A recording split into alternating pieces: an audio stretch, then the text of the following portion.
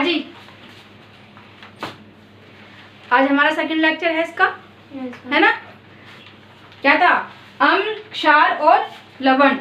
ये चैप्टर हमारा स्टार्ट हो रखा हुआ है कल से, ठीक है। एक लेक्चर इसका हो चुका है।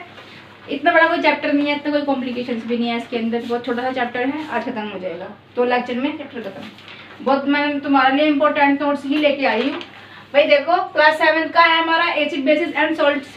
बताया एसिड क्या होता है, जो खट्टे होते हैं। बेसिस क्या होते हैं, जो कड़वे होते हैं। और सोपी होता है उनका स्ट्रक्चर, ठीक है, उनका स्ट्रक्चर सोपी होता है।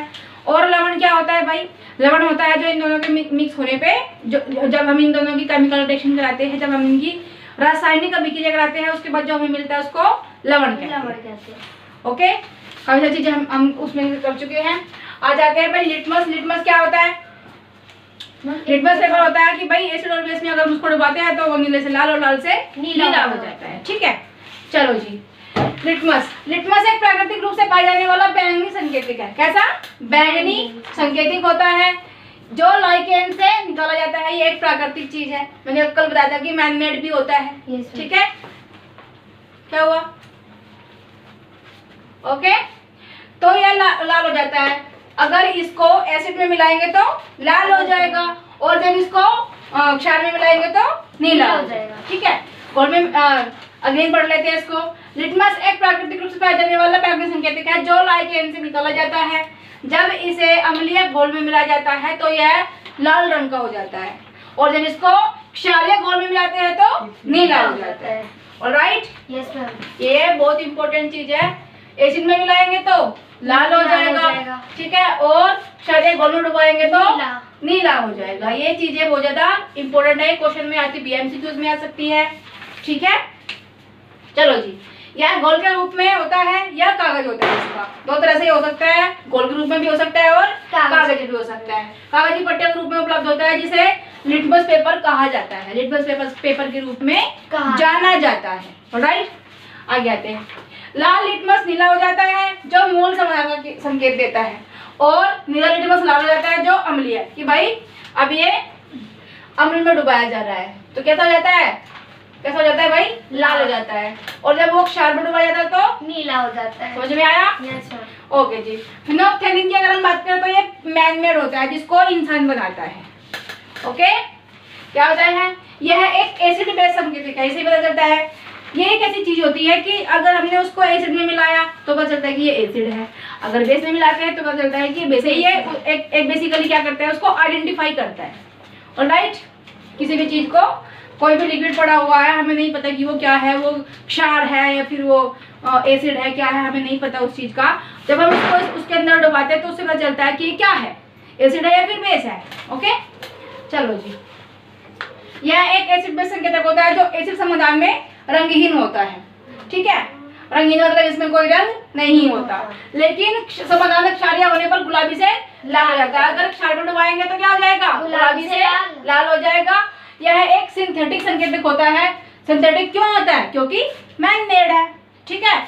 और इसका उपयोग न्यूट्रलाइजेशन, अब न्यूट्रलाइजेशन मैंने तो कल कराया था भाई। न्यूट्रलाइजेशन क्या होता है? जब एसिड प्लस बेस इनका रिएक्शन कराया जाता है तो हमें वाटर प्लस सॉल्ट मिलता है, ठीक है, पानी और नमक मिलता है। जब हम अम्ल और क्षार का रासायनिक अभिक्रिया कराते हैं तो, ठीक है जी। ओके, घ्राण सूचक। अब ये क्या होता है? घ्राण सूचक ये क्या होता है, पढ़ लेते हैं। घ्राण सूचक ऐसे पदार्थ होते हैं जिनकी गंध बदल जाती है, मतलब उनकी खुशबू बदल जाती है, ठीक है। चाहे उन्हें किसी अम्लीय, उनको कोई फर्क नहीं पड़ता, चाहे उसको अम्ल में डुबा लो, चाहे उसको क्षार में डुबा लो, उसका क्या होता है, उसका जो खुशबू होती है वो बदल जाती है, ठीक है। घ्राण सूचक ऐसे पदार्थ होते हैं जिनकी गंध बदल जाती है, चाहे उन्हें किसी अम्लीय या क्षारीय घोल के साथ मिलाया जाए, जैसे प्याज, लौंग का तेल और वेनिला। ये सब इसके क्या हो जाएंगे? एग्जाम्पल हो जाएंगे, ठीक है जी। Yes ma'am. ओके, आगे आते हैं। तो ये ऐसे संकेतकों के उदाहरण होते हैं। दृश्य संकेतक, जिसको हम देख के बता सकते हैं कि भाई हाँ ये क्या है, अम्ल है या फिर क्षार। दृश्य संकेतक ऐसे पदार्थ होते हैं जिनका उपयोग किसी विशेष सामग्री मुक्त अम्लीय क्षार के रूप में या उसकी उपस्थिति के संबंध में किसी समाधान की स्थिति को दृश्य रूप से रंग परिवर्तन के माध्यम से। देखो कैसे भाई, लाल से नीला हो रहा है पता चल रहा है, नीले से लाल हो रहा है पता चल रहा है, तो देख के पता चल रहा है, उसको खा के टेस्ट करके थोड़ी पता कर रहे हैं हम, तो कैसे का पता कर रहे हैं, देखने से पता कर रहे हैं। समझ में आया? तो ये सब होते हैं भाई, इसको उदाहरण होता है लिटमस, लाल पत्ता गोभी और फिनाप्थिलिन। ऑलराइट, समझ में आया? गुड। हाँ जी, आते हैं अपने नेक्स्ट टॉपिक पे, विच इज क्या है जी, विफल करना।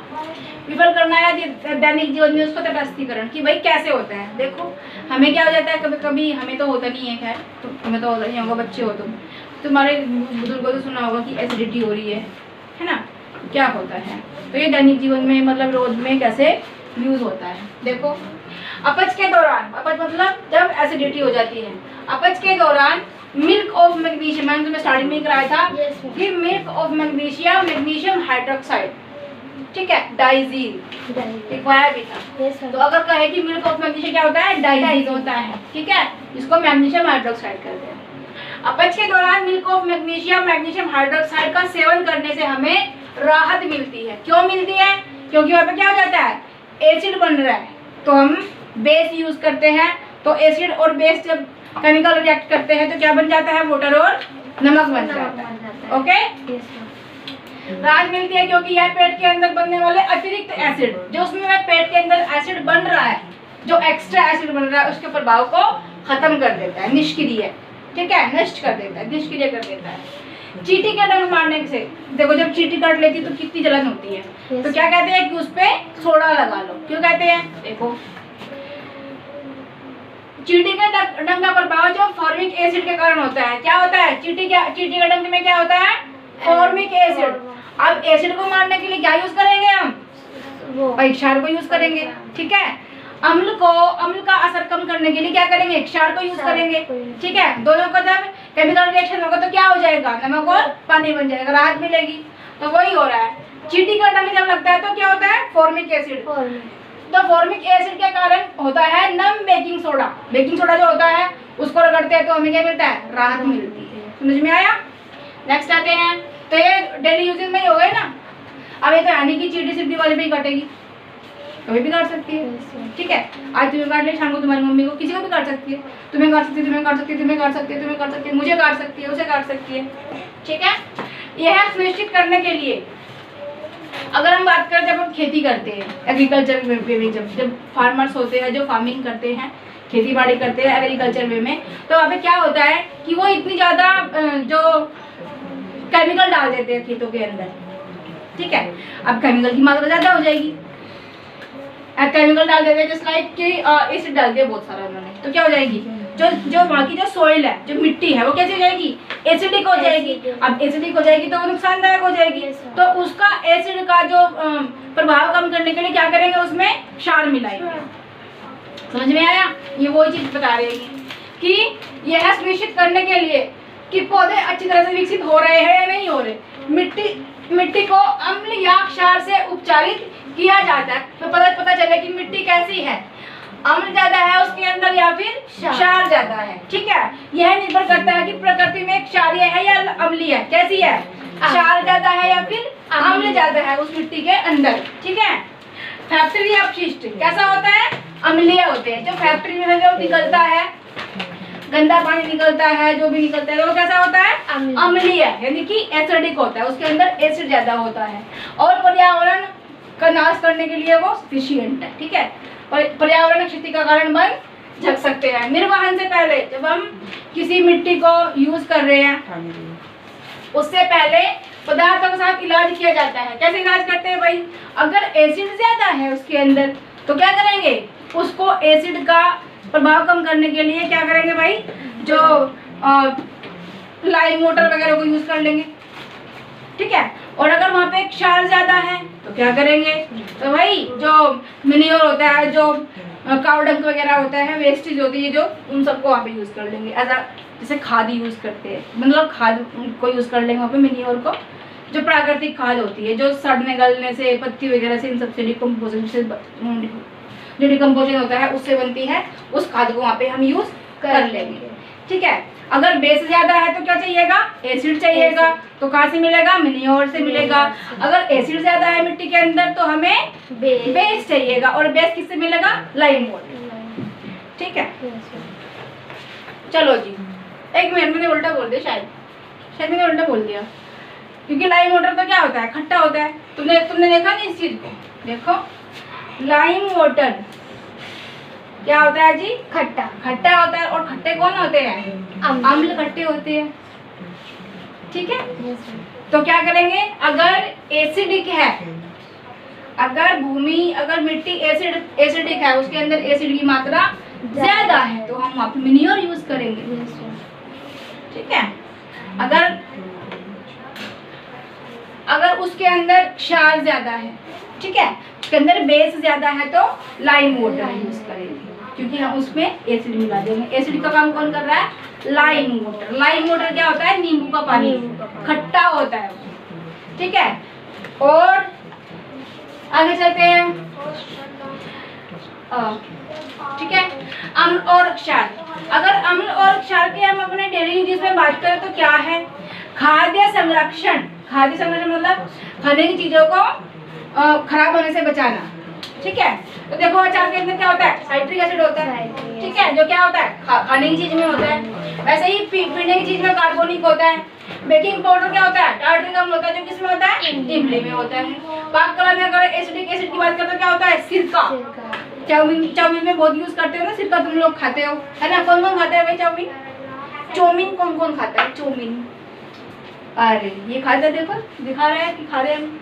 साबुन का निर्माण कैसे होता है, सोडियम हाइड्रोक्साइड से होता है। ठीक है, वहाँ पे भी डेली यूज में हम यूज कर रहे हैं उसको।